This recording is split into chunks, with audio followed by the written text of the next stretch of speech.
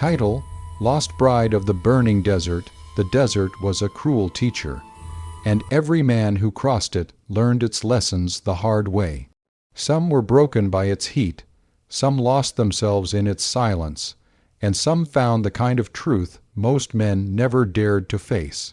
But no one, absolutely no one, expected to find a bride lost in its heart.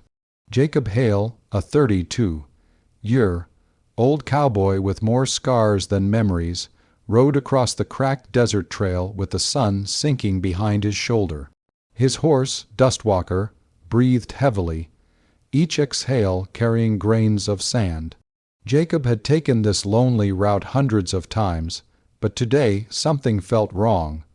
The wind carried a strange echo, as if a whisper clung to it. By late afternoon, the heat radiated from the ground like a furnace. Jacob pushed forward, hoping to reach the next watering point before dusk. Suddenly, Dustwalker snorted and stopped. "What is it, boy?" Jacob murmured. His horse pawed the sand, revealing something pale. Jacob bent down and picked it up. His brows tightened. It was a shoe. A woman's white wedding shoe. Clean enough to be fresh, yet dusty enough to have been here for hours. Jacob stood up straighter and scanned the endless plain. No wagons, no riders, no footprints that made sense. Only the desert breathing around him. "Someone's out here," he whispered. He tied the shoe to his saddle and nudged Dustwalker forward. The desert, once silent, began to reveal small clues. A torn ribbon snagged on a cactus, a faint trail of sand disturbed by someone stumbling, and at one point, a tiny spot of dried blood. With each step, Jacob felt the unease growing. The desert didn't forgive wanderers. It swallowed them. By sunset, the sky had turned orange-red, stretching shadows across the earth. That's when Jacob saw the next sign, a piece of white fabric fluttering from a broken wooden post. He dismounted, looked closer, and realized it was part of a bridal veil. "What happened to you?" he muttered, feeling the weight of the mystery grow heavier. He followed the trail into a narrow ravine between two sandstone ridges. The wind died inside the canyon, trapping heat like a sealed oven. Jacob wiped sweat from his brow and continued. The trail twisted until it reached the entrance of an old, half-collapsed wooden shed, one of those forgotten prospector huts miners built decades ago. The moment Jacob stepped near the door, he heard movement inside. Quick, frantic movement. He drew his revolver. "It's okay," he called out. "I don't mean harm." Silence. Then he heard a soft, trembling breath. Jacob pushed the rotten door open, letting light spill inside. There, pressed against the far wall, stood a woman, a bride. Her white gown was torn and dirty, her veil ripped in half, her face streaked with sand and tears. Her eyes wide, frightened, desperate, locked onto Jacob. "Please," she whispered, "don't hurt me." Jacob lowered his gun instantly. "Miss, I'm not here to hurt you. What happened?" She hesitated, trembling so hard she could barely speak. Jacob approached slowly, palms open to show he meant no harm. After a moment, she seemed to trust him enough to breathe normally. "My name is Clara," she said, voice quivering. "I was taken." Jacob frowned. "Taken by who?" Clara wrapped her arms around herself, as if holding back the memory. "Bandits, 3 of them. They attacked our wedding convoy. Her voice cracked. "They dragged me away. I ran while they argued about what to do with me. I've been hiding here since morning." Jacob's jaw tightened. He'd dealt with men like those before, desperate men with no honor, men capable of anything. "You're safe now," Jacob told her, "but we need to move. If they lost you, they'll be hunting." Clara shook her head violently. "They're close. I heard their horses earlier." As if summoned by her words, the faint sound of hoofbeats echoed from the canyon mouth. Jacob instantly snuffed the lantern inside the shed. Darkness swallowed them. "Stay quiet," he whispered. Hoofbeats grew louder. Rough voices followed, spread out. One man barked, "She couldn't have gotten far."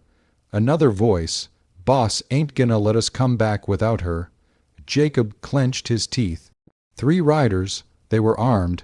He needed a plan. Clara tugged at his sleeve, her eyes pleading. Jacob nodded and silently pointed toward the rear wall where a small, broken window sat.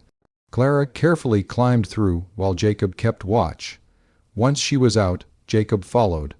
The two crouched behind a fallen log outside as the bandits dismounted and scouted the shed.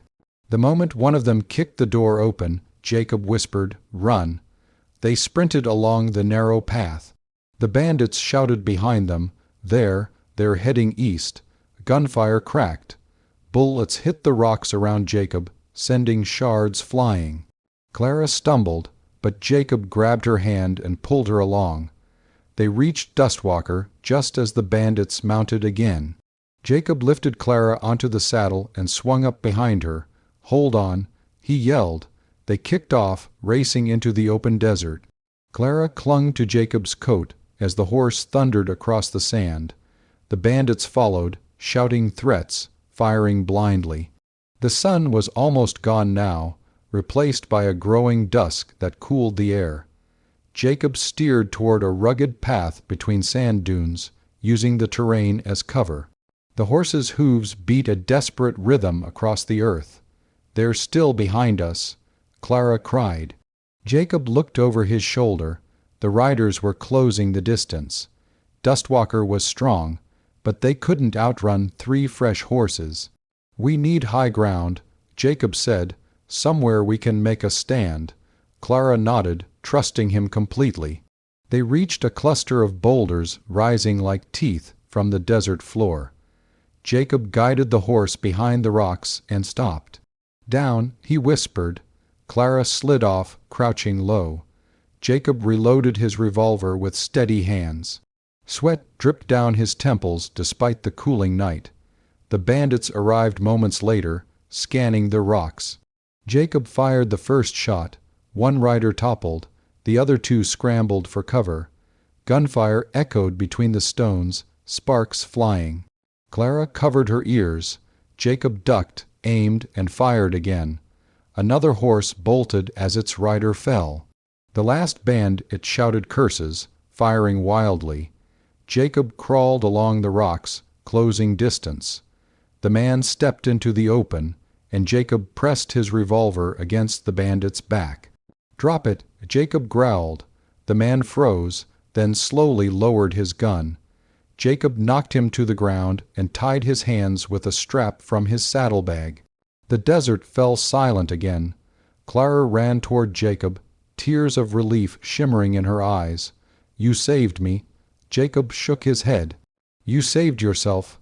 I just helped." They rode through the dark until the stars blanketed the sky. The air grew cool, almost gentle. Clara leaned back slightly, exhausted but safe. Jacob spoke softly. "Where were you headed before all this?" "To Redstone Ridge," Clara replied. "My fiancé and our families are waiting. They must think I'm dead." Jacob's voice softened. "We'll get you to them." They traveled through the night, guided only by moonlight and distant mountain silhouettes. By dawn, they reached the edge of Redstone Ridge. Clara gasped when she saw lanterns flickering near a small camp. Her people searching. When the camp noticed the horse approaching, shouts filled the air. "It's her, Clara. She's alive. Her fiancé, Daniel, rushed forward, pulling her into a desperate embrace. Clara broke into tears, clinging to him. Jacob watched quietly, tipping his hat. Daniel approached him. "I don't know how to thank you," he said, voice filled with emotion. "Don't need thanks." Jacob said, "Just glad she's safe." Clara looked back at Jacob one last time, eyes full of gratitude. "I'll never forget what you did." Jacob nodded, mounted Dustwalker, and turned toward the rising sun. The desert stretched before him endless, harsh, unforgiving. But for the first time in years, he felt something warm settle in his chest. Purpose. He rode away. his silhouette fading into golden light as the desert whispered behind him. And somewhere in the world a bride lived because a cowboy chose to care. The burning desert, for once, had given life instead of taking it.